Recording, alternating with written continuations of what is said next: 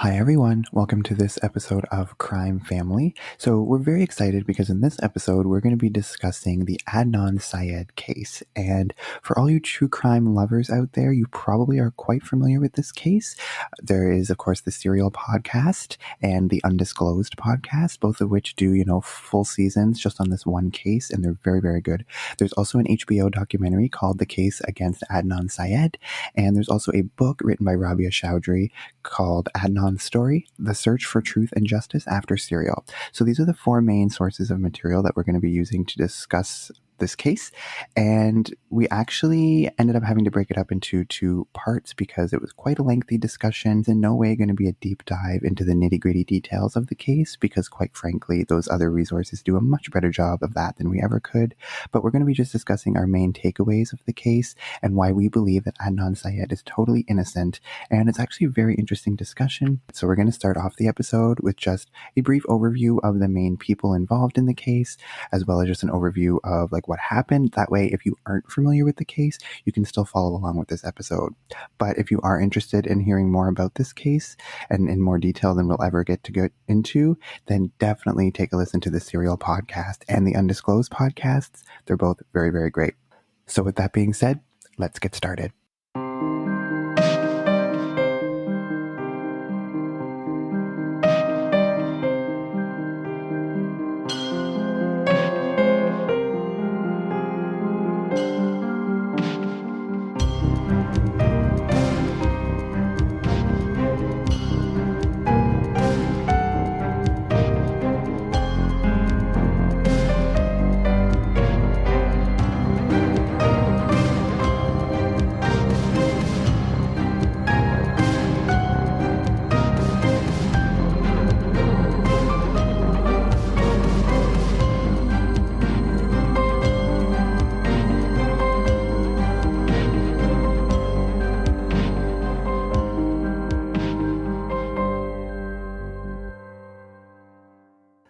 So yes, like I said in the intro, it's the Adnan Syed case, and the first 10 minutes or so of this episode is just going to be devoted to giving you a breakdown of the major players involved, as well as just a general overview of what happened in the case. So that way you can still enjoy this episode and enjoy our discussion, even if you aren't super familiar with the case. But like I said, if you want the true experience, we do recommend you go and take a listen to those other podcasts, watch the HBO documentary, as well as read Rabia's book, because it has so much interesting detail. And although, just to be warned, it's going to leave you very angry, very frustrated, because there is a lot of injustices in this case, and we'll get into a little bit of that in our discussion. But in this first part, we're going to be discussing the major takeaways such as Jay. We're also going to be discussing Hae Min Lee's car and some of the evidence that was looked at or not looked at in that case. We're also going to be looking into Adnan Syed's defense attorney and kind of where she dropped the ball and some interesting points like that. So that's kind of where we go in this first episode. But like I said, I'm going to give you a brief rundown of the case, and I'm going to spend just a few minutes talking about the major players. So this case involves the disappearance and murder of 18-year-old high school student Hae Min Lee. She was last seen on January 13th of 1999, and her body was found about a month later on February 9th of 1999. So shortly after she went missing, a lot of her friends were a little bit concerned, but there had been talks previously that she wanted to go to California to visit her biological father. So some people thought that she had actually went to California, and they weren't super worried about her. But then a few days after her disappearance, there was a birthday party for one of her best friends that she had been planning for weeks that she didn't attend, and she never even called anyone, said why she wasn't coming, and that was what really made people start to worry. And like I said, her body was found on February 9th of 1999 by a man named Alonzo Sellers. He was in the area, he was walking through the woods, and he saw some hair sticking up out of underneath this log in the wooded part of Lincoln Park. And he immediately called the police, and the police found Hae Min Lee's body, and the investigation began. Now, very shortly after the investigation began, they zeroed in on a man named Adnan Syed, and he was a 17-year-old high school senior, and he was Hae Min Lee's ex-boyfriend. They had actually dated the year previously. They went to junior prom together, and they were kind of like the it couple at the school. But they did break up because their families were very religious from different backgrounds, and their parents were just very strict, didn't want them to date, so it kind of put a strain on their relationship, and things fizzled out. At the time of her disappearance, Hae Min Lee was dating 22-year-old Dawn Kleindienst, and she had moved on, Adnan had moved on, and for all intents and purposes, and what from most people's accounts, it was a pretty amicable breakup. Even though they were disappointed, they were, in love, they were teens, so they did break up and they were quite sad and upset, but it seemed amicable and they still remained close friends. The police received an anonymous phone call shortly after Hae Min Lee's body was found, saying that they needed to focus on Adnan as a prime suspect. And once they looked into this, they never stopped looking at Adnan. Even when there was evidence that would point to other people or point them to other leads, they never stopped looking at Adnan. So the case blew wide open when a man named Jay Wilds, who was a 19-year-old that was kind of an acquaintance of Adnan's, had a confession.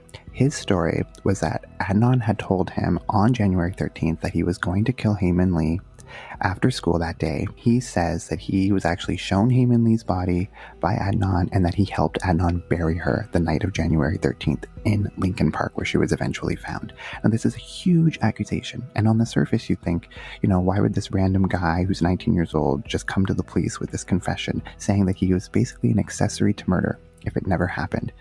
But there's details in Jay's story and just in the events surrounding this investigation that would lead all of us to believe that this is totally concocted. It's not even true. And you might think that's crazy, but it is a crazy case.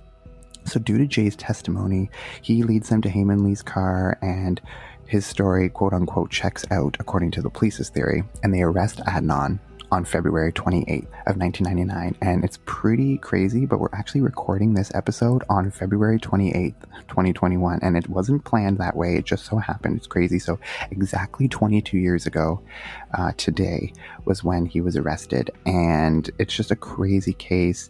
And he was eventually tried for first-degree murder and was convicted and just given a life sentence for the murder of his ex-girlfriend, Hae Min Lee. And so it seems like a pretty open, seems pretty straightforward, typical homicide case, and seems, open and shut. The 17-year-old guy, he was a jilted ex-lover, and he killed her and was sentenced to life in prison. Seems pretty straightforward, but there are so many details in this case that lead us to believe that there's just such injustice. And if you read the, Rabia's book, you watch the HBO documentary, or you listen to those two podcasts I mentioned, you will come to the understanding as well that this case was so controversial and it's such an injustice.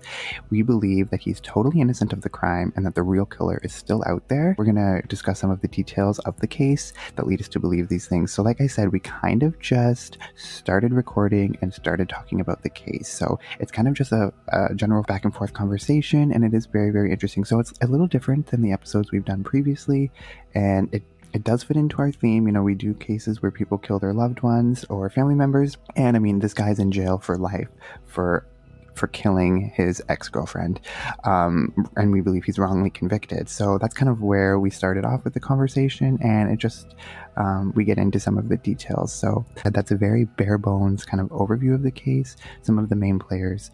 So when we bring up those names, those kind of the background of the case, and we're not doing a deep dive, there's probably going to be some information we're going to gloss over, or maybe that we don't get into, because quite frankly, we'd have to do, a 12 episode podcast like those other ones. So we aren't going to be doing that because, like I said, those other ones do it much better than we ever could. But I just wanted to give you that basic overview of the case. And if I've piqued your interest, you can go ahead, listen to those other podcasts, and then come back to us, and then you can really enjoy this conversation, because obviously you're going to get the full experience, and you're really going to get into our discussion when the full details. So here it is.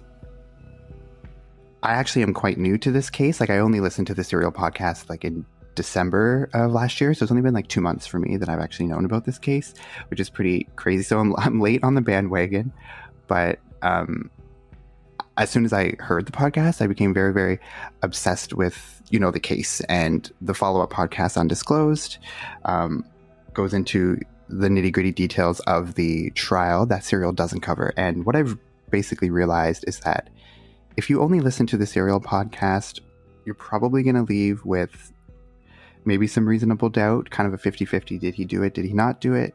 You realize that Serial kind of glossed over a lot of information and didn't include very important information that would make it very clear that he is innocent of this crime. Because I know when I listened to Serial for the first time, at the end of it, I was like, I'm pretty sure like he probably didn't do it, but then there was certain points that they would bring up that I was like, but like maybe, and I was like definitely like going over it in my mind thinking, did he or didn't he? But that's really only like the start of the story is Serial. So Katie and Steph, when you guys listened to Serial, like what was your initial reaction to the case? Like you said, it was like, oh, like maybe he did, maybe he didn't. It was kind of 50-50, but there was definitely reasonable doubt. So if I was on that jury, I would, definitely have that reasonable doubt and he would not have been convicted. When I was listening to this case, I was like, I don't think I was 50-50. I think I was more like he did not do it.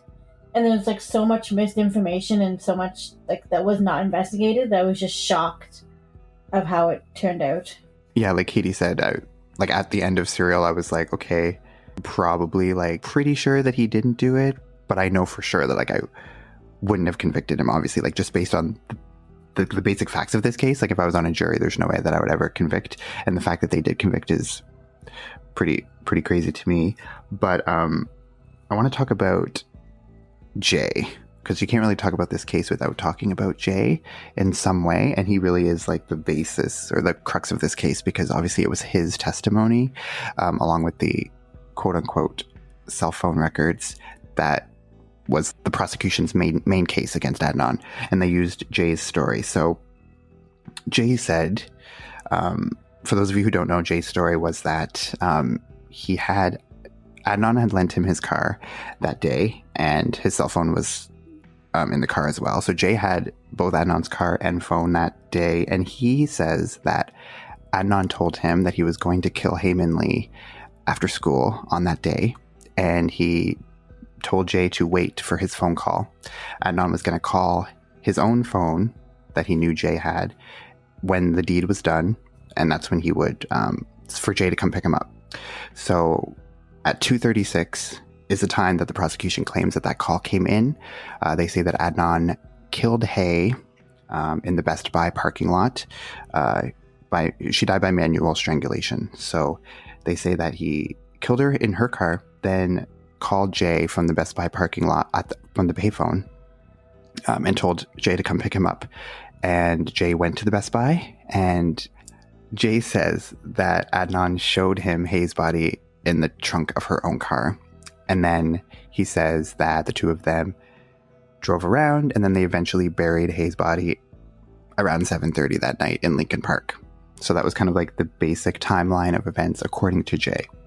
But if you watch the documentary, The Case Against Adnan Syed, or you read Rabia's book, you'll know that Jay's stories changed so many times. Even if you listen to Serial, you'll know that Jay's stories changed so many times that I don't even know like what version that I just told. Like I don't know if that was the eventual version or if that was like the original version, but basically it was one of the versions, or maybe a mix of all the different details that put together into one story. But what do you guys think about Jay? I found him sketchy from the get-go. Like I just think his stories just never really made sense to me.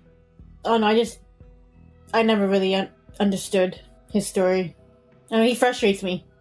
So yeah, and as we get into this, we'll definitely talk about it more, but it's just so obvious how his story is there to, like, his story is shaped around the evidence that the police are showing him. It's not like he's telling them and the police are like, oh yeah, this makes sense. It's the other way around. It's like the police are like, this is what happened.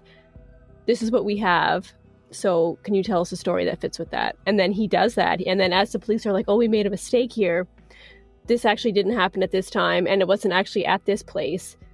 Can you tell us a story that, fits with that? And then he changes what he says to fit exactly what the police are saying. So it gets super obvious that, yeah, he is just, like manipulating his story to fit exactly with what the police want to hear. Yeah, like they mention in the documentary that the original version of the events that they had based on the cell phone records was wrong because they put some of the cell phone pings in the wrong location. So, but they had at that point already crafted a story from Jay about that fit those cell locations.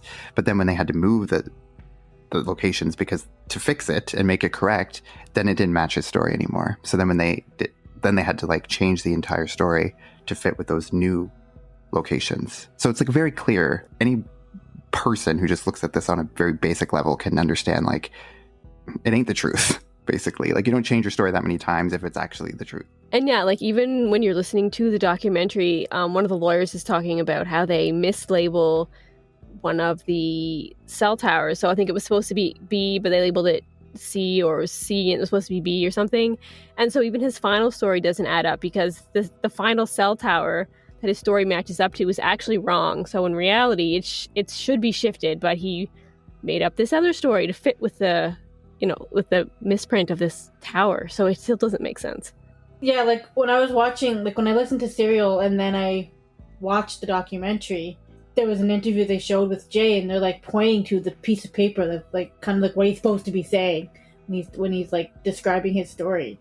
And I'm thinking, like, that's so, like, what's the word? So corrupt. Yeah, so corrupt and so, like, just ridiculous. How, like, it's not Jay's story; it's basically what the police are telling him to say. So yeah, in the documentary, how is that even allowed? Well, yeah, in the documentary, it's Susan Simpson is the lawyer who is, like, investigating this case, and she also does the Undisclosed podcast with Rabia Chaudhry and Colin Miller. But yes, she is the one who is pointing out, when you listen to the audio of the police interviews, like, you can hear, like, a tapping in the audio whenever Jay gets, like, confused or he doesn't seem like he remembers the story that he's telling. Then, like, you can hear these taps, and then all of a sudden Jay, it comes to him all of a sudden, like, what he was supposed to say. And in one part of the audio, he says top spots, which Susan is saying is at the top. Then he goes to the top of the following page and then continues on his story. Like, he's telling it, like, as if, like, they're, like, reminding him, like, tops, like he was trying to remember, like, the order that the story was supposed to go in. And he's like, oh yeah, top spots, meaning the top of the page. And then all of a sudden it's like, it's very, like, he remembers it like it was yesterday. Well, I was just like, if you can picture just, like, the police having all these maps and kind of like a route that they believe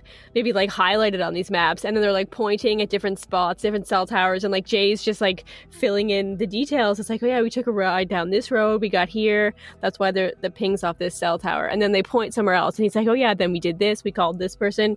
So it really is just, like, the police just, like, showing him exactly what they want him to say, and then he just says it, makes up a story so that it fits. Rabia says at one point that in the initial story that Jay gave, there was this whole, like, convoluted thing about how after Jay picked up Adnan at the Best Buy, they drove around, they went to, like, this random park that was, like, miles away. They went and, like, there and they, like, smoked weed, and then for, like, a little bit, and then they went back, and then he dropped Adnan off at school for track practice, which just seems like a really random, like, detail to add, but that's because there was, like, a random cell ping, like, that was, like, 10 miles off the route. And then when they, like, realized that that was wrong, then all of a sudden you never hear that story from Jay again. Like, that never happened. The initial story was he was talking about it in so much detail about, like, where they went and, like, how they got there and, like, what they did there. And then all of a sudden it's like, oh, never mind, that never happened. Yeah, I think another thing to mention, too, is that everyone that talks about Jay in the documentaries and the podcast is saying that he lied about everything. So it's like everybody knows that Jay lies. So I feel like him making up the story to the police, it's like the ultimate lie for him, whether, he's, like, practicing his whole life for this, this huge story that he has to make up. So he sounds convincing. It's because he does this all the time anyway, with, like, random facts, random stories that he tells to his friends. So for me, it's not even that far of a stretch for him, to, like, I don't want to say loving it, but just, like, it's, like, second nature to him, for him just to be going along with these stories. I don't even think it does sound convincing. Like, when you listen to, like, the audio tape of, like, the police interviewing him, like, that does not sound like someone who even knows, like, what story they're telling. There's so many gaps in it. He makes so many mistakes. He's like, oh wait, oh, never mind. If you're just telling the truth about what happened, like, why do you have to, like, I don't know. It just seems to me like he's, like, remembering this, like, rehearsed narrative that, like, didn't even happen. But, like, if you're just saying the truth about what actually happened, you don't have to memorize. I don't know. If you just listen to the audio tapes of those interviews, like, it's very clear to me. That's why I said I felt like he was sketchy from the get-go, because, like, just hearing his voice didn't seem like he was telling the truth. But I mean, if you're, like, trying to think, you're with the cops, maybe you're nervous, you don't want to say the wrong thing, you don't want to say something that's going to, like, further implicate you, so you're thinking you don't want to say the wrong thing, but it doesn't sound like he's, like, a bad actor making stuff up, that's totally unbelievable. It does sound like, you remember, he's only like 19 and he's sitting here with the cops trying to please them. So, I mean, it does kind of make sense that he's like trying to think ahead. It doesn't sound, like I said, like someone that's like a bad actor that's doing a really bad job. I mean, it could sound like a nervous 19-year-old kid talking to the cops that actually does, have a bad rap in the past. Like, he's a drug dealer. He's, done things that the cops could get him for. So it makes sense that he could sound nervous and, trying to get his story straight in his own head. I was actually watching, so Rabia gave a speech to Claremont McKenna College, and she's talking about the case and like where they are at in like his appeals process and stuff like that.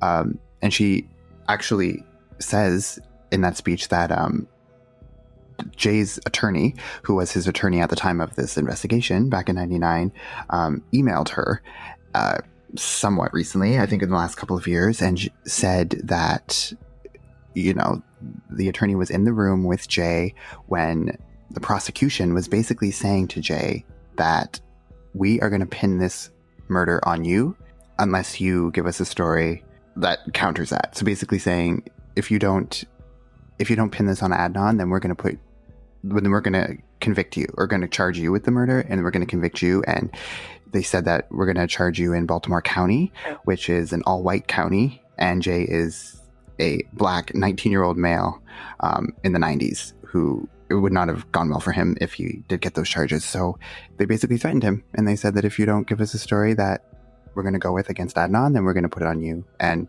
so in a way, and I know Jay is a very controversial figure in this whole thing, but in a way, like, Jay was a victim too. Like, what are you going to do? He's 19 years old. Like, he doesn't want to go to jail forever. Like, obviously, like, if the police are telling him this, the prosecutor's telling him this, a 19-year-old kid who's thinking about life in jail, like, obviously he's going to do whatever he can to not have that happen. And Jay and Adnan's relationship, I don't know. I think it's a little bit unclear what their relationship is, but according to Adnan, they were not really best friends. I think maybe like he would buy weed off of Jay or something, and like they would hang out now and then, but like they were never super, super close. So it's not like this is like his best friend that he's pinning this murder on. It's kind of like this guy that he knows who's like, he was, kind of an acquaintance with, or maybe a little bit more of an acquaintance, but you know what I mean? Like, it's not like it's his lifelong friend or anything, but I don't know. I think Jay is somewhat a victim in that sense. And also, one of the lawyers in that documentary made a good point. Like, at the very beginning, Jay was in this weird position where he wasn't being charged with anything, so he didn't actually require a lawyer, and like they weren't going to provide him one because he didn't have any criminal charges. So he was there, didn't have any lawyer, and it wasn't mandatory for him to have a lawyer. So he was like, he was in this weird position of the limbo. It's like, either we charge you and then you can have a lawyer, or you just talk to us now without one and just, kind of tell us what we want to hear. And I think they also mentioned that if he did have charges put against him, they could have transferred him over to Baltimore County, which had the death penalty, I think. So, I mean, if that's on you as well, then obviously you're going to, cooperate with the cops as much as you can, for sure. Is that even allowed, threatening people like that?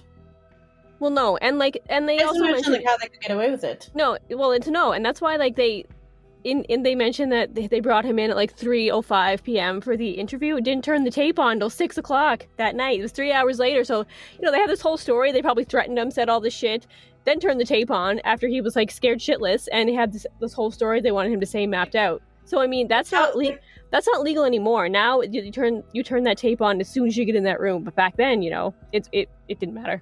That is so fucking frustrating to me. Like, it drives me crazy. Like, I don't understand how people can get away with stuff like that. I know, and like how shitty you think Jay is for saying all this shit and like stuff that's not even true. But I mean, they're like, the cops are behind it as well. So yeah.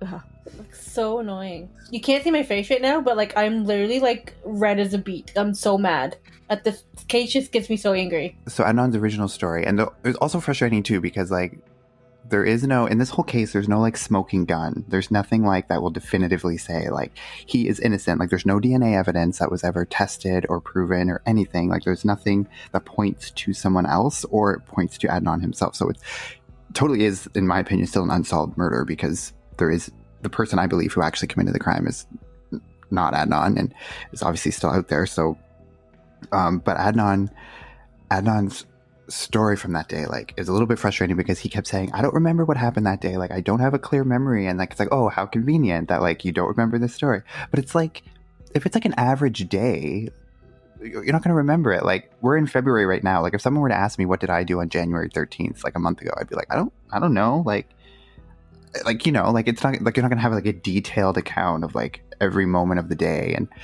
so it is frustrating that he, of course, didn't have, you know, a good memory of what happened on that day. And also there was stories that he was like smoking weed. He was like stoned the whole day, which is like, makes him not have a memory of most of the day anyway. But, you know, his family, or it was during Ramadan, so he was going to the mosque like every night. He was supposed to be leading prayer that night, which was like a huge thing in his family. It was a big accomplishment for him. So the fact that like, I don't know, they say it's like a big stretch that he murdered his ex-girlfriend, buried her in Lincoln Park, went through like the muddy woods to bury her, and then shows up right at the mosque at 8 p.m. to do the prayer. Like a half an hour later, like that, like his family's like, there's no way that happened. And like, they remember him, that he was there, like he gave the prayer like he was supposed to. So it doesn't even fit with the prosecution's timeline, because they say like, they go on like the 2:36 is when the call from Best Buy came, that Adnan telling Jay that he killed her.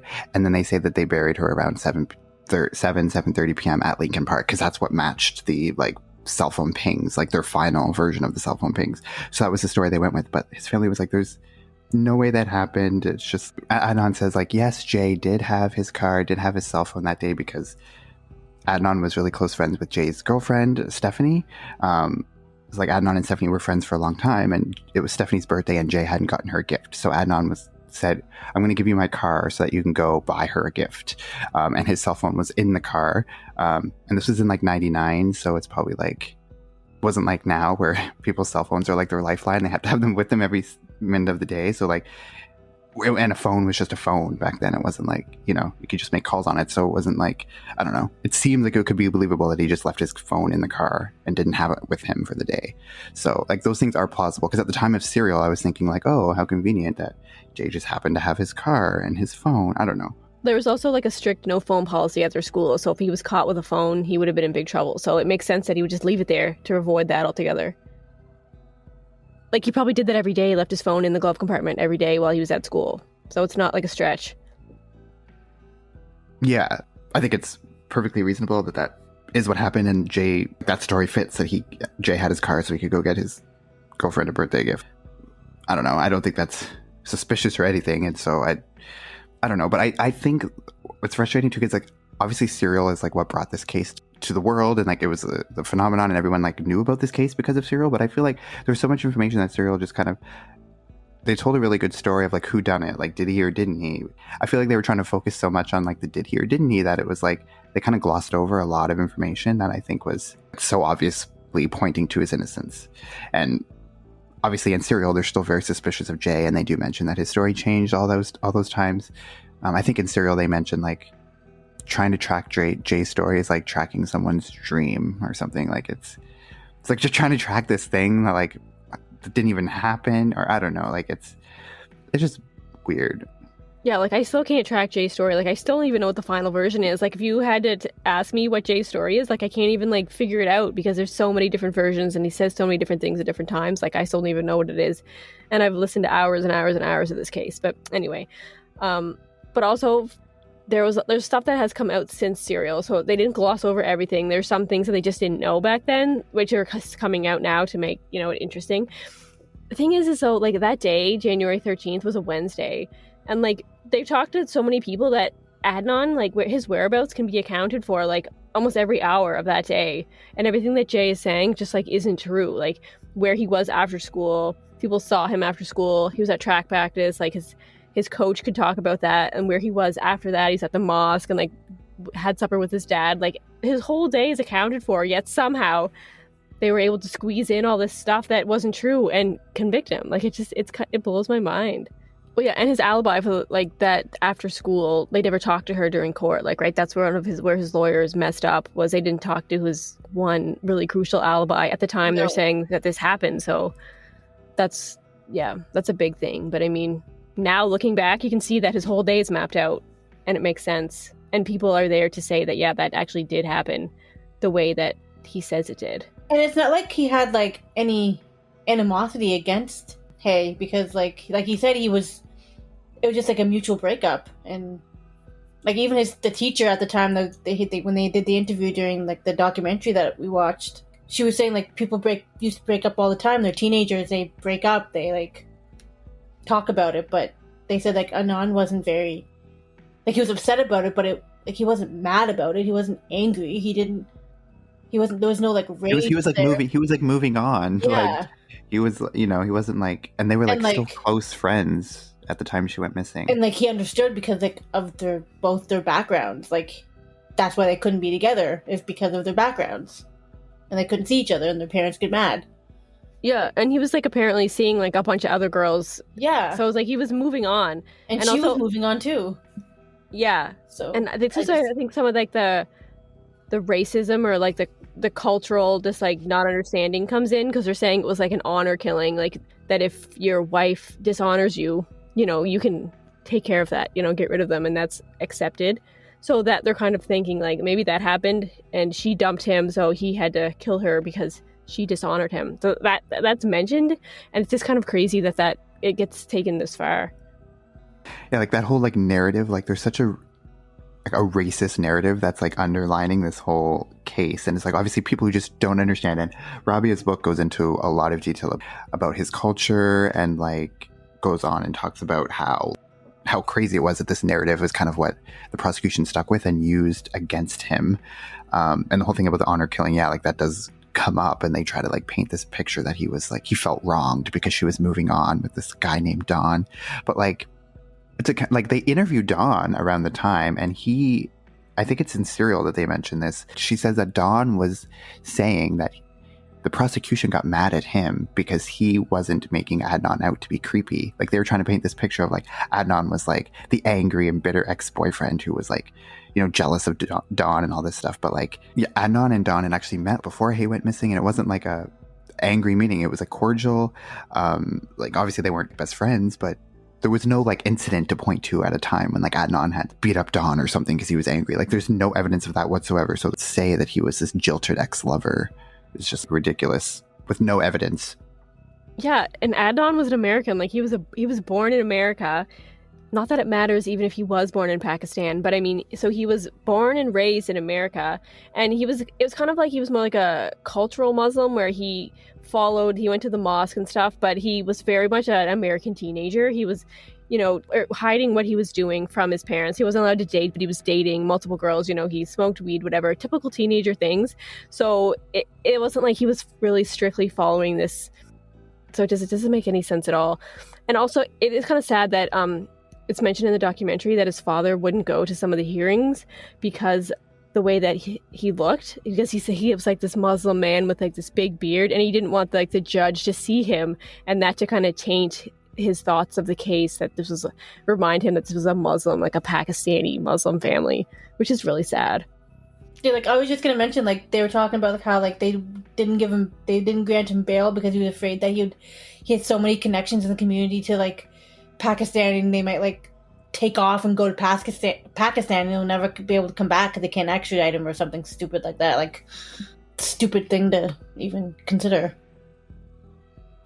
Well, yeah, that was like the whole like argument at his bail hearing, and that's why he was denied bail, because they came up with this whole argument of, yeah, he knows people in Pakistan who he's going to flee to Pakistan, and then they're going to like change his identity and we'll never be able to find him. Like, it's so ridiculous. Like he was a typical American teenager in many ways, but they used the fact that he was, a Muslim to like paint this image. And like, of course, Islamophobia was alive and well back then, just as it is now. And it's like, and it's sad that, like you said, his father would go to some of the trial because like the fact that like that would have a factor on whether he was innocent or guilty, just seeing this guy with like a big beard looks like Father Time or whatever. Like, it's so, I don't know, it's so makes me so mad. I can't even like articulate really like fully what I'm thinking, but it's just so infuriating.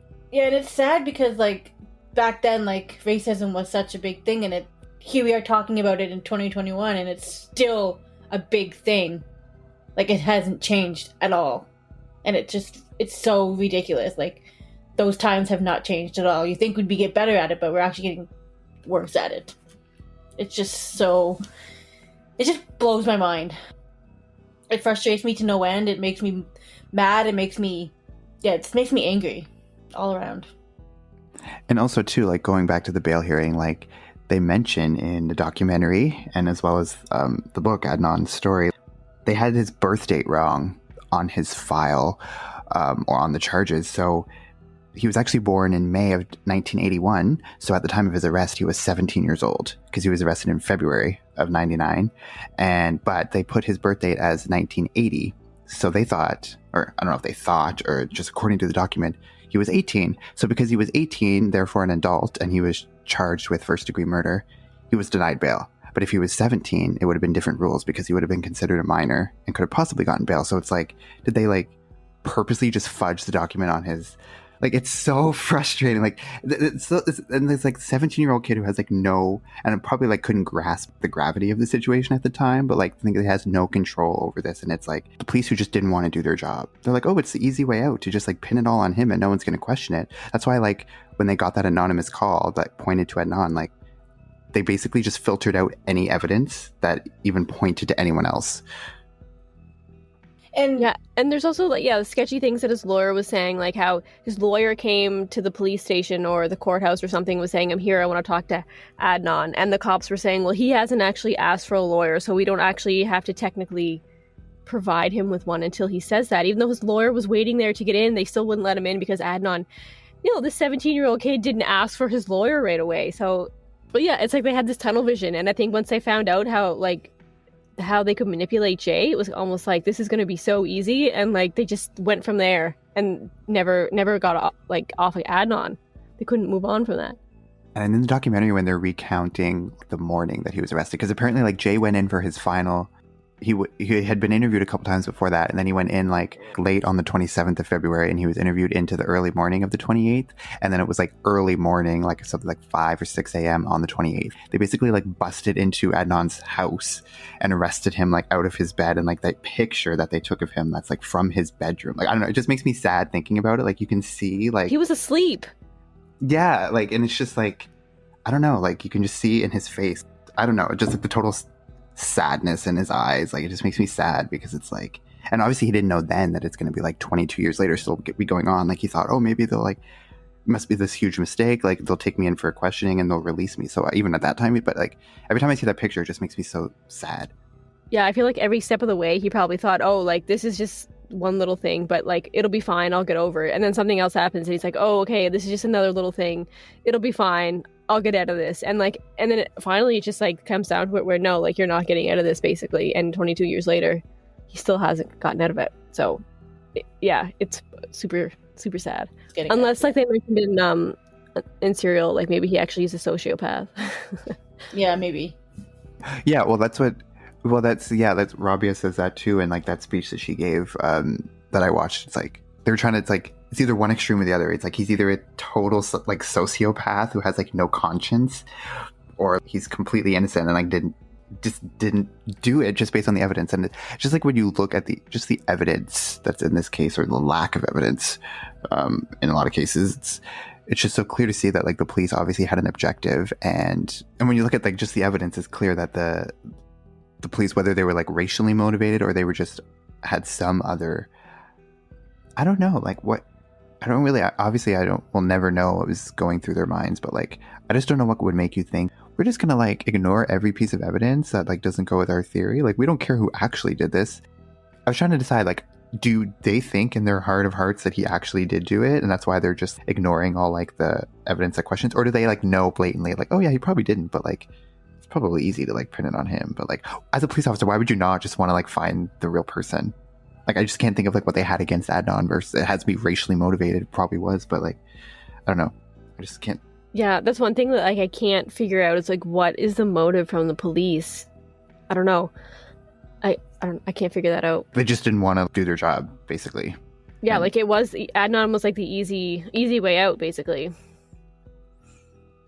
Yeah, I totally agree, because when I was watching the documentary and I was listening to Serial and all the other podcasts and things of people who did in this case, and I'm like, there is no motive for the police. Like, there's no motive for the, like, I don't understand like the motive for the police. I don't know, there's nothing there to like suggest that he did it, because there was no DNA evidence found, like his DNA at all. Well, there was his DNA, no, but like there was like some DNA evidence that was pulled from Hae's car, but it was never tested. That's the thing too. It's like a lot of stuff was just not tested for DNA. I mean, Yeah, they found fingerprints in Hae's car that didn't match Jay, didn't match Hae, and didn't match Adnan. So it's like, who else is this person? Like they came to this wall and they're like, okay, well that doesn't really match up with our story, so let's ditch that. Which is what they did throughout the whole thing. Yeah. And obviously this is probably not uncommon. Like I'm sure there's lots of other, like millions of other cases out there where it's a similar thing. It's like, and it reminds me a lot of like the Stephen Avery case and like Making a Murder. It's like, the police just have it out for this one person, or just for whatever reason, they just focus, I don't know. They're just completely like ignoring evidence that doesn't fit their theory, and like embracing evidence and like standing by quote unquote evidence that like isn't even evidence. It's just like a fabricated like story that, I don't know, like the fact that they could even go in there and like threaten Jay and say like, we're going to pin this on you unless you like basically sell out this guy who had no part in it. Like to me, that's just so vile that they could even do that. Yeah, and maybe at the beginning, like they did think it was Adnan, but then once they got so far in with Jay and like realizing that, oh, maybe we messed this up, they couldn't go back. Like they had already threatened Jay, and they already had this deep story with Jay. Like, what are they going to do? Be like, oh, actually, like, they can't go back from that. So that's kind of what happened. They're like, we got to see this. We got to see this through. To like, I don't think they wanted to prove to everybody that they were wrong. Like they're like hurt their pride of as police officers. Like, oh, we did something wrong for once in our lives. Something stupid. Well, not once in their lives. Probably they do it lots of times. True, but like, I would think like getting someone to admit that they were wrong is like probably one of the hardest things. Like nobody wants to like, they have too much pride or their ego. Like no one's going to sit up there and be like, oh yeah, we did this horrible thing and threaten Jay, but like we have to go back on it now because what we're actually trying to push is not even accurate. Yeah, like being wrong is one thing, but then admitting you were shady as well is, I think, what kind of put them over the edge to be like, yeah, there's no going back from this. So that's probably exactly how it snowballed. That's just gross to me. Just admit that you were wrong. These are people's lives at stake. Like, either you admit that you're wrong and you get justice for Adnan and justice for Hae. There's both victims in this story. Like she's a victim and he's also one too because you're treating him like shit. Yeah, like, I mean, just admit that you were wrong. But them admitting that and then like admitting what they did to threaten Jay, like it's not just like, oh, we made a mistake, let's move on. It's like, yeah, they would probably get fired and maybe even get charged against them as well. Yeah, so yeah, that's just too much for them to accept. Yeah, it kind of comes back down to like self-preservation. Like they're not going to say now, like they're not going to put their own life at stake and admit that. Even the same thing like back with Jay, like when they threaten him and say it's going to be all pinned on you. He's 19 years old and he's, I don't know. Obviously when you're faced with the prospect of going to life in prison, it's like you're going to do what the police are telling you basically. And I think they knew that. It's like, well, there's no way he's not going to cooperate if we're like threatening him with this. And it's so crazy to think that like how easily that can happen. Like it happened here so easily, and see how it... But like the fact is, like, even if it was just that, like even if the police just went to Jay and did that and they had Jay's story and all that, that's bad enough. But then the fact that there's like so many other elements and so much other evidence that like should have surfaced during the trial, that should have like just proved all of it to be bullshit. But none of it either came into trial or like it was misconstrued or like completely fabricated. It's crazy. Yeah, it was like this perfect mix of like shady police and like shoddy lawyers and like just people not following up and like kids being kids, not remembering, not realizing how important things were to remember or speak up. Like, it was just like this perfect mix and like just, yeah, shitty. It's also sad to like, his defense attorney was just like shitty. She was just like a shit lawyer. Yeah, well, we'll get to her in a little bit, but she's just shitty all around. Well, she was actually like a really smart and like sought after lawyer. She was actually like really good back in the day, but towards the end, there was just some things happening in her life, I think. Like, yeah, so she's not the ideal lawyer, but when you think of like the prosecution going after him hard is bad enough, but then when your own lawyer isn't just sticking up for you, isn't defending you, like this is the worst, I don't know, egregious part of it all. Yeah, there was also a theory that she was like trying to blow it on purpose because then she'd get get to be a part of the appeals process, which she'd get more money because it was was dragging it out longer. Towards the end there, she was sick, and I think they mentioned she was on like a lot of medications and stuff, wasn't she? Like she had MS and she had some other stuff going on, and she messed up a lot of other cases, and she was like sued and disbarred and whatever. But we'll get into that, I guess. Yeah, I just wanted to talk about like where we were going with certain evidence. So like Hae's car. So when they found Hae's car, so there was like a lot of stuff about this in the documentary and then in the book. And I don't actually think that Serial mentioned that much about Hae's car. That's kind of one of the details they glossed over. But in Hae's car, like they took pictures of the inside of the car when they found it, and I believe they found it the night of the 27th. I think that's like Jay led them to the car, like that night that he gave that like confession that led to Adnan's arrest. But that they took pictures of the inside of the car, and like there was a piece, I think it was a part of the steering column, maybe it was the was it like the windshield wiper? I don't know, like that. I don't know. Yeah, one of those things that stick out. It might have been like the windshield wiper stick.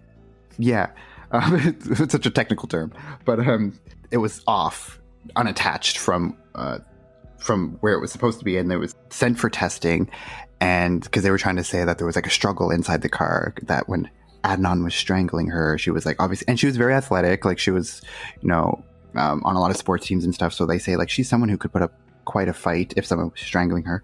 But they said that like in this fight that she must have kicked that piece off and it like broke off. But then when they sent it for testing, they realized that there was no like broken pieces, no like sharp edges, like something that was broken off would have like some sort of broken pieces. But they said that it was like off, as if it had been like loosened and taken off, not like something that just like got kicked off. Yeah, it was like part of the steering column or something had been disconnected. And I think another podcast mentioned that's like one of the things that you would do if you were going to hotwire the car would be to dismantle that piece to get into the ignition part of it.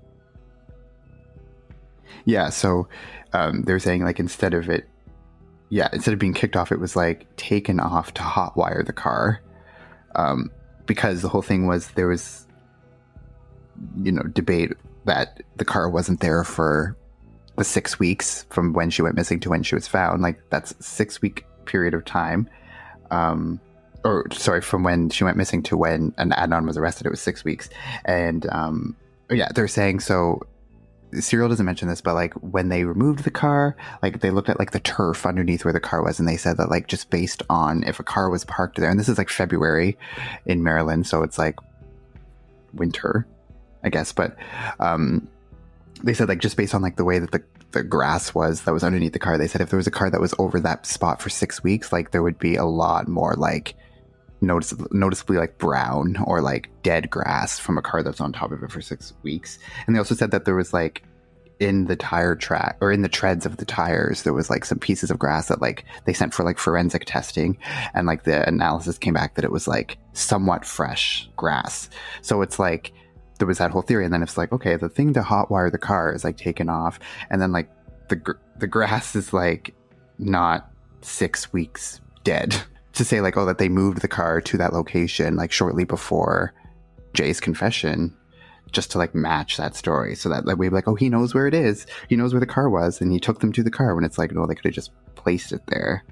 Ugh, it just makes me so mad to think about. Like it's kind of, I don't know, just that itself, like why is the grass somewhat green? Yeah, the grass isn't going to be alive. That's pulled out and like it's stuck in the tire treads, right? That's not even attached anymore. There's no like you. Yeah. Ugh. And they mentioned like the amount of rain and snow like melted and then it rained. There wouldn't be any grass in the treads of the car because it'd be washed away. And that was still the grass was still there. So like if it was there for a long period of time and it rained, it would have washed it away. So that does like goes to show you that the car wasn't there the day she died. Yeah, and they said it looked like there was still like fresh tire tracks in the mud that like wouldn't have lasted for 6 weeks. Yeah, and then they interviewed some of the people, because it was just like this like grassy lot, like in this like kind of residential area, and like they interviewed some of the people in the houses around that area, and there's no way that a car would sit there for 6 weeks. Like someone would have reported it, like the cars don't sit there for that long. so the fact, and like they interviewed the person in the house, so it was like directly across, and she's like, that car was not there for 6 weeks. I would have noticed it if it was, because that's not usual. Yeah, and they would have called it in and the cops would have found it way before 6 weeks, so it couldn't have been there for that long. Yeah, so I think it's like fairly clear if you just think, I don't know, I just think if you have like an ounce of common sense and you kind of put that all together, it's like, this is looking very much like it was just like planted evidence, or the car was moved from another location to that location to like fit, again, Jay's story. Like it all comes down to Jay. Like they had, because he was the star witness, he was saying like Adnan told him that he was going to kill her. He's the one who showed him Hae's body, and he helped him bury her. So like obviously all of the testimony is going to ride on what he says. So it all comes back to him. Like they need what he says to match their story, but none of it really does. Yeah, and they use this as proof. Like Jay said it was here, and it was, so he's not lying. For once in his life. And initially, and Rabia even said his initial story was that they threw her purse into the woods, but then when they find the car, her purse is inside the car, and then all of a sudden, oh yeah, like, you know, why would he say that he threw her purse out in the woods? And then look, they have to explain why the purse is actually in the trunk of the car. Oh well, no, like, okay, we didn't throw it into the woods, it's in the trunk of the car. Like obviously he's lying. Like it's so clear. Like it was so annoying to me. Yeah, and why make up such weird details like that like, you know, can't be proven, or, you know, obviously the whole thing is made up, but I don't know, it's weird. Yeah, and going to actually want to talk about lividity as well, which is like another huge piece of just forensic evidence. So when you say when you say there's no evidence in the case, like there's no smoking gun evidence, that like DNA that points to like a named person that they can like easily point to. So there's no like haha moment, but there's a lot of like, there is still forensic evidence that is suspicious. But they talk about in the documentary the full frontal lividity that was on Hae's body. So like when she was found in the grave, she was kind of like twisted around. Like she wasn't laid flat down into the grave. It was like she was sort of like contorted with like her arms sort of like, you know, behind her back, and like her legs were like bent up. So it wasn't like she was laying flat. But when they did like the autopsy, the medical examiner found that there was full frontal fixed lividity, which lividity is like when you die. Like if you die and you like fall back and you're like lying flat on your back and you're not moved, the blood will pool in a specific area of your body depending on how you're laid out. So if you're like laying flat on your back, all the blood will pool to your back, and it takes about 8 to 10 hours for the lividity to set. So like if you're laying flat for 8 to 10 hours, then you're going to have full lividity like at the back side of your body, or like if you're laying forward, it's going to be all like, you know, full frontal. Or if you're on your side, obviously wherever you're laying down, it's going to fix to that area. But the forensic or the medical examiner said that she had full frontal lividity. So that means if she was buried at 7:30, like the prosecution says that she was, which was, you know, they say 5 hours after she was murdered, and she was laid out like that, then her lividity would not have been, it would have been fit. Like it goes based on like how you're like laid out. And so if she was laid out, it would have been like on her side, like down, like all down her side. That's the way that she was placed. So because it was full frontal lividity, that means that she was laying face down for like 8 to 12 hours before she was placed in the grave. Because for it to fix like that, it takes like 8 to 12 hours for it to fix to that specific location. So she was laying flat down on her face for 8 to 12 hours. So that doesn't even fit with the timeline that the prosecution's even pushing. Because if they buried her 5 hours later, then the lividity would be fixed in the position that she was laid in the grave in, which isn't that. Yeah, so it's another inconsistency. And like, I don't think that was brought up in the trial at all, was it? Like that was kind of brought forward after. Like I don't know, they just didn't mention it, they didn't know about it. It wasn't brought up at all in the trial. Yeah, so which is like horrible. Yeah.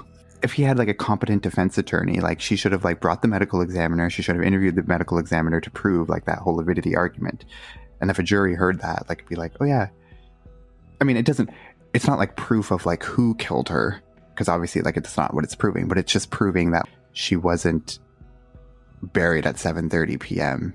Because again, the prosecution had to find, there's cell phone pings from Lincoln Park at around 7:30 that night. So they had to have, Adnan had to be in Lincoln Park at 7:30. So they're just like, okay, he buried her at 7:30, like based on no evidence at all. But if it's 8 to 12 hours, at least, it could have been obviously longer than that. But if it's 8 to 12 hours, then she wouldn't have been buried until like midnight or 1 a.m. So like the story that they're even pushing does not even not even match like what the actual forensic evidence shows. So she was probably like laying flat on her face in like the trunk of her car or wherever she was laying. She had to be for 12 hours. Also, though, like she disappeared on the 13th. That was a Wednesday, and there was a huge snow and ice storm the next 2 days. So I mean, they could have been snowed in. They couldn't drive her car, so she could have been in that car for the whole weekend, right? And then like laying in that car for the weekend, they couldn't even get anywhere. And then after the snow cleared, the ice, melted away. Then they went to Lincoln Park. So that's just an awful long time to be laying somebody dead in your car without. Well, it was her car. They're saying it was in Hae's own car. Oh, so, her car. I thought it was like they killed her, put her in the trunk of her own car, and then like left the car for like whatever the weekend, or no, not even the weekend, just the snowstorm, which would have been Thursday, Friday, and then went back to it on the weekend and buried her. I thought it was in Adnan's car. No, because like Jay's. Again, I hate to use Jay's story as like anything like concrete, but Jay they said that Adnan showed him her body in the trunk of her own car. Obviously, it doesn't prove who killed her because the lividity isn't like going to prove like anything about who actually did it. But it's basically just meant to prove that like she wasn't buried at 7:30, like the prosecution is saying. And if she was buried like at midnight, and they look, his cell phone wasn't anywhere near Lincoln Park at that time.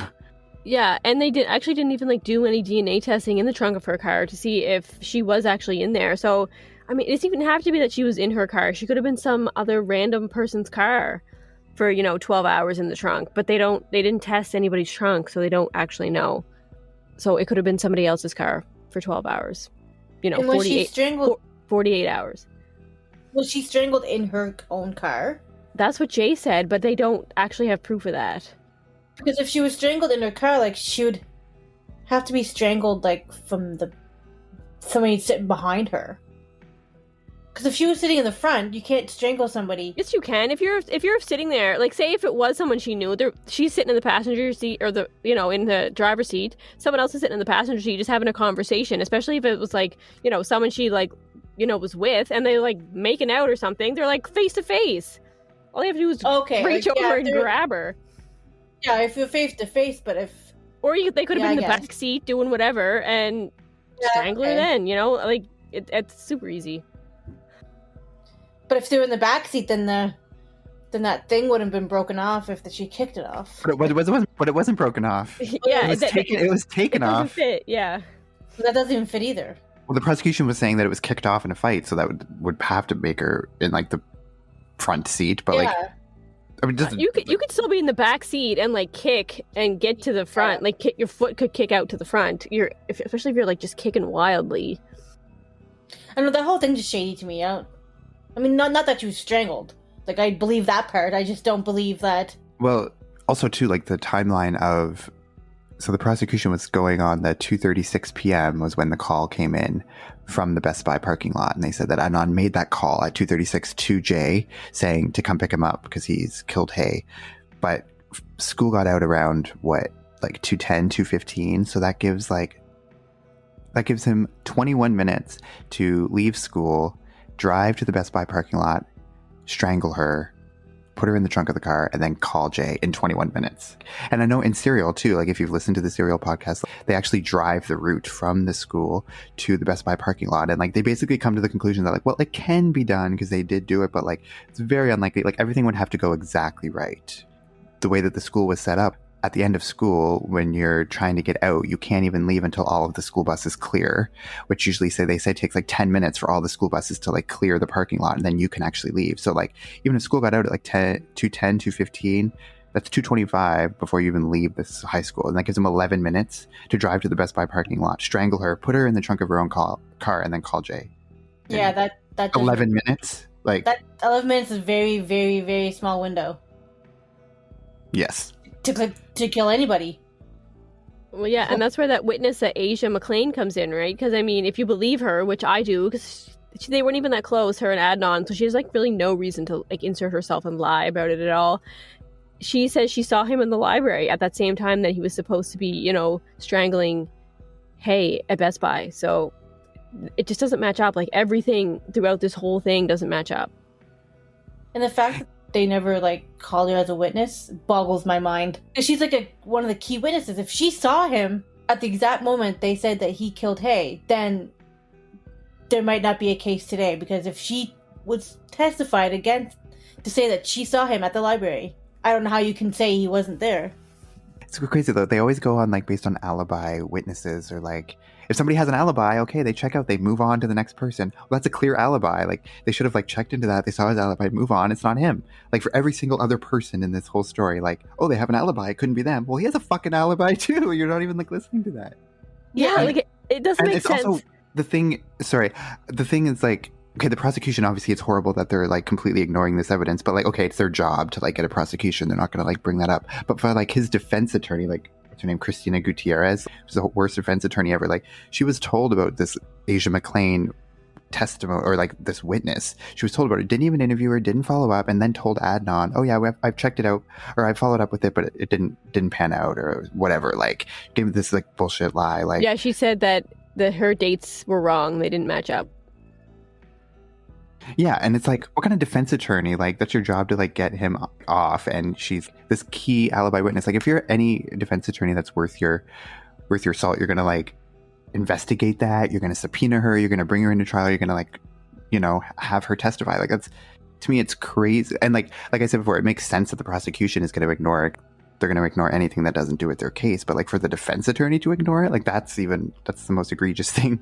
I know, like, why? There's no plausible reason why she wouldn't, unless she thought, you know, maybe she did think that it was just, like, a weak alibi, and that she would hurt her case in the long run by, you know, the prosecutor questioning her. But maybe she just thought it wouldn't hold up. But if So instead she goes with what? Like, what was her argument? Like, she didn't want to go with that because she had such a better argument. What was the other argument? I mean, I guess it was the whole timeline. Like, she was arguing that, like, it couldn't have possibly happened in that, like, 21-minute window, which is, like, a strong case. But, like, then you could be like, well, it also didn't happen in that 21-minute window because he was in the fucking library with Asia McLean for, like, that whole time. And the fact that they weren't really that close, and for her to remember him being there at that specific time is something else too. Because why would she randomly remember that? Like, they weren't even best friends, or even that close. So for her to remember that time, yeah, exactly. That's what I mean. There's no reason for her just to, like, randomly say random shit, and, like, yeah. So. And it's also annoying too. It's one of those things. It's like, if only there was, like, surveillance videos of the library. That would like prove that. I mean, if there was, she probably would have ignored it too. But, like, it's just so annoying that, like, if it had surveillance video, like, you could just put it all to rest. Like, you can't refute, like, video evidence. Yeah, and they were didn't they talk to the librarian, and she said there was surveillance or something, but, like, it only was, they reused the tapes every week, so, like, by the time anyone talked to her, the tapes would have been erased anyway. And also, like, you had to, if you were going to use a computer, which Adnan did, you had to sign up on a log, which paper log. Yeah, but I mean, and then by the time anybody questioned them, those logs would have been thrown out anyway. So it's just like, if someone would have followed up as soon as Asia said something, then, you know, they maybe have a stronger case. Maybe Adnan should have got a different defense attorney. According to that librarian, though, like, because she went missing on the Wednesday, and then it was, like, a snowstorm for, like, the 2 days after that. Then it was the weekend, and then there was, like, another day that they had off. So, like, by the time, like, all of them were back at school anyway talking about any of this, it was already a week's up. And then the surveillance video would have been probably gone by then. Like, the logs were thrown out.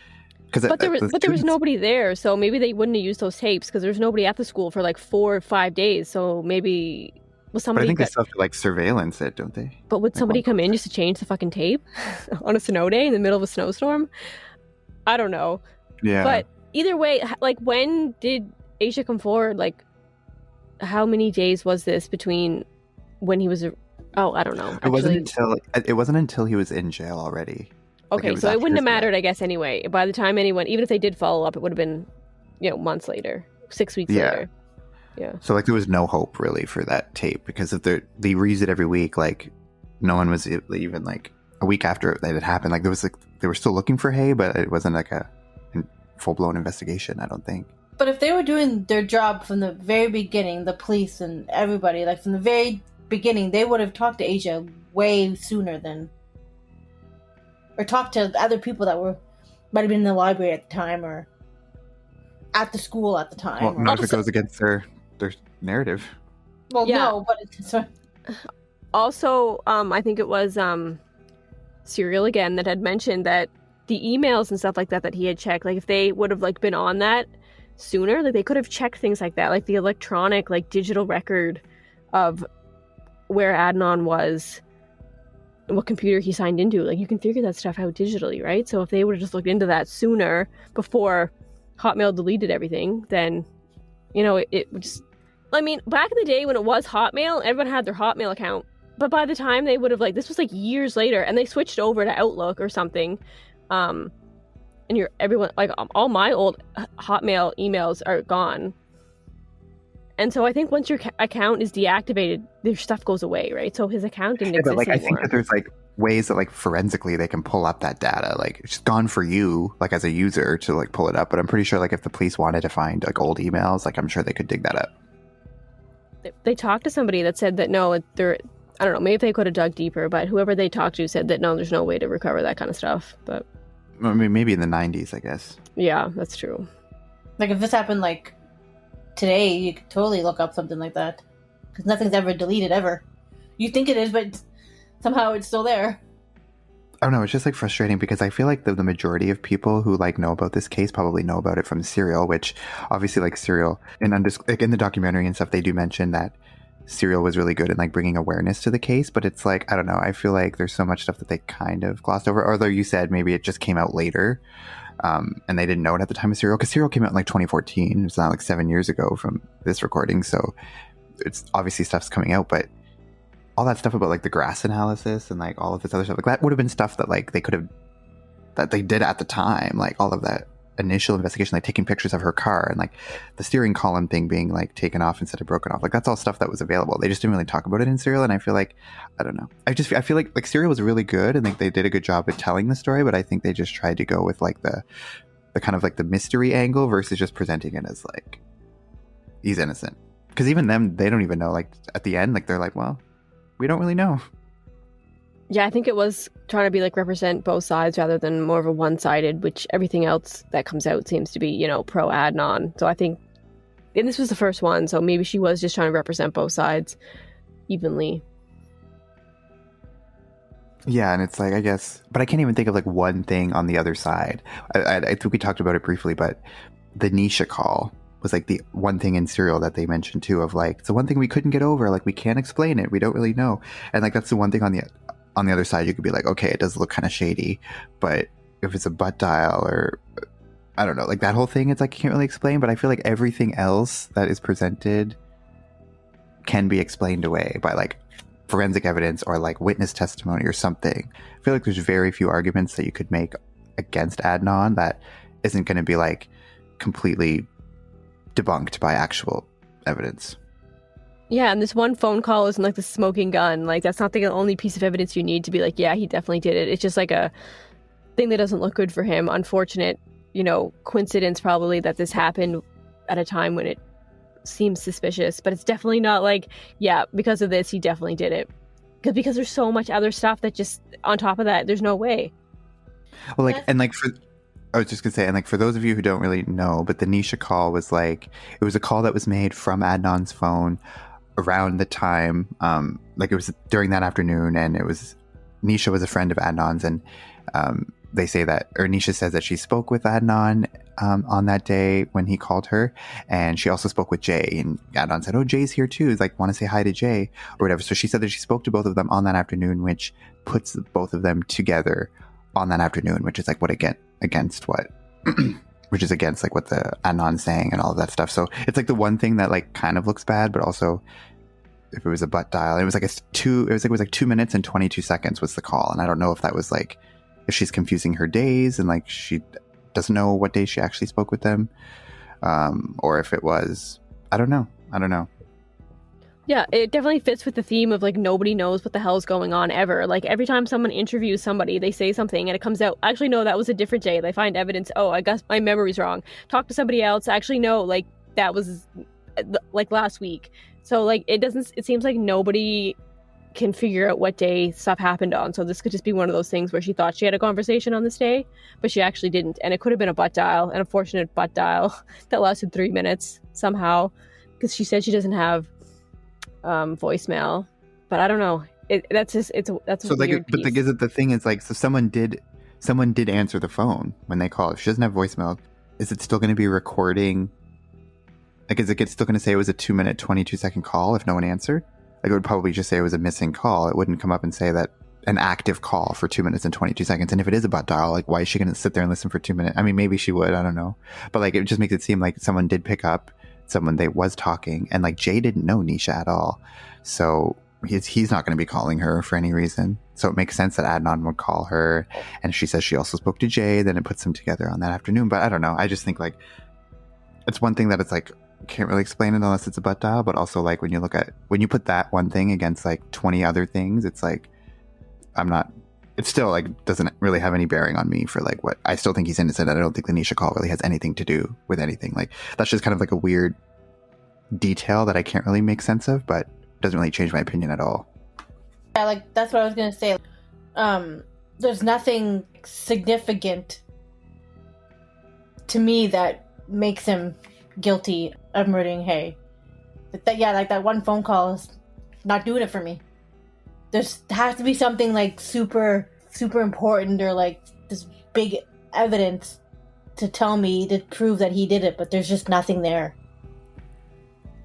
So that does it for part 1 of our discussion of the Adnan Syed case. As you can tell, we're very into this case and we've only scratched the surface. There is another episode coming up next week, and that will be part 2, and we will discuss many other things that we didn't get to discuss this time, and our conversation continues. So we really hope that you'll join us next week for part 2 of this very interesting conversation, and hopefully you've learned a few important details that maybe you didn't know if you just listened to Serial, or maybe you're now really interested to go and listen to those other podcasts, and now you have a week to catch up on those, and maybe if you know, get into the case a little bit if you weren't really familiar with it before. And we really hope you will join us for next week's episode, where we will finish our discussion. So thank you so much for listening. If you like what you hear, you can follow us on Instagram at Crime Family Podcast. You can also follow us on Twitter at Crime Family Pod 1. We do have a Facebook page now. It's Crime Family Podcast on Facebook. The amazing music you're hearing throughout the podcast is done by the awesome Tim Monis, so you can follow him at Tim Monis. You can also make sure you can subscribe to us on your favorite podcast streaming app so that you're notified as soon as we release a new episode. And we have an email account now, so if you have any feedback you want to let us know about, if you have a case suggestion that you want us to do for a future episode, just email us at crimefamilypodcast@gmail.com, and we'd love to read the emails that you guys send. So thank you so much. Thanks for listening. We'll see you next time for part 2. Take care.